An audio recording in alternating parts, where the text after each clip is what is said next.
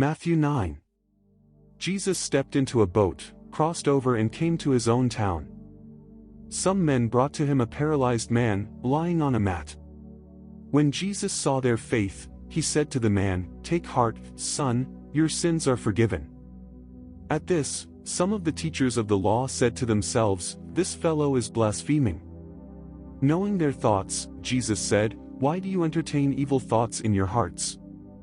Which is easier, to say, 'Your sins are forgiven,' or to say, 'Get up and walk'? But I want you to know that the Son of Man has authority on earth to forgive sins." So he said to the paralyzed man, "Get up, take your mat and go home." Then the man got up and went home. When the crowd saw this, they were filled with awe, and they praised God, who had given such authority to man.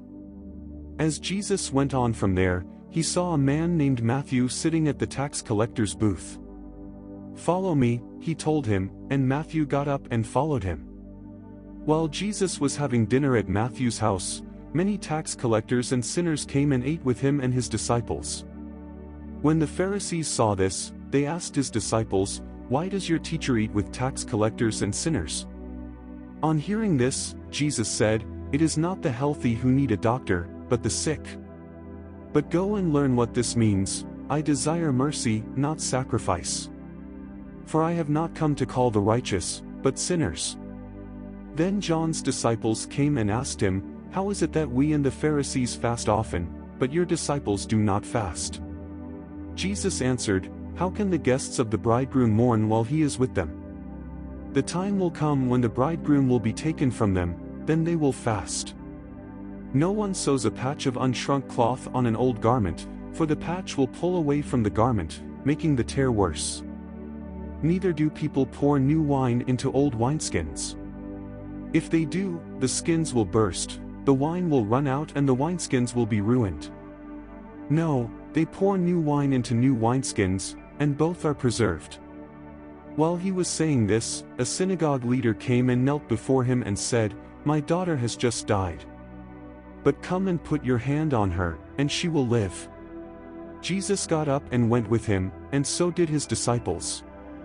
Just then a woman who had been subject to bleeding for 12 years came up behind him and touched the edge of his cloak.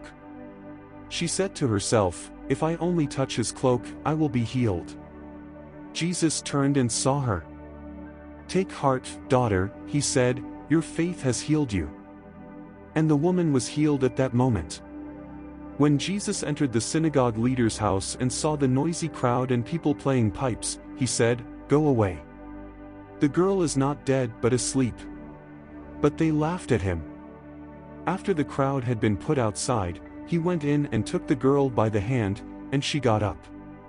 News of this spread through all that region. As Jesus went on from there, 2 blind men followed him, calling out, "Have mercy on us, Son of David." When he had gone indoors, the blind men came to him, and he asked them, "Do you believe that I am able to do this?" "Yes, Lord," they replied. Then he touched their eyes and said, "According to your faith let it be done to you," and their sight was restored. Jesus warned them sternly, "See that no one knows about this." But they went out and spread the news about him all over that region. While they were going out, a man who was demon-possessed and could not talk was brought to Jesus. And when the demon was driven out, the man who had been mute spoke. The crowd was amazed and said, "Nothing like this has ever been seen in Israel." But the Pharisees said, "It is by the prince of demons that he drives out demons." Jesus went through all the towns and villages, teaching in their synagogues, proclaiming the good news of the kingdom and healing every disease and sickness. When he saw the crowds, he had compassion on them, because they were harassed and helpless, like sheep without a shepherd. Then he said to his disciples, "The harvest is plentiful but the workers are few. Ask the Lord of the harvest, therefore, to send out workers into his harvest field."